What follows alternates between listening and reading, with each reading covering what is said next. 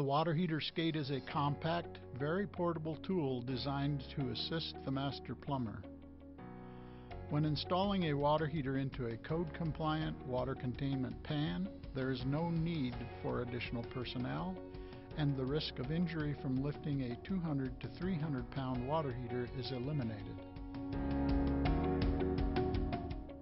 With the water heater placed in front of the pan, begin by placing the roller just short of halfway into the pan. Place the magnetic end of the attached cord to the water heater or any metal close by. With the skate in one hand, tilt the water heater forward and place the skate under the water heater until the heel of the skate touches the outer rim of the water heater.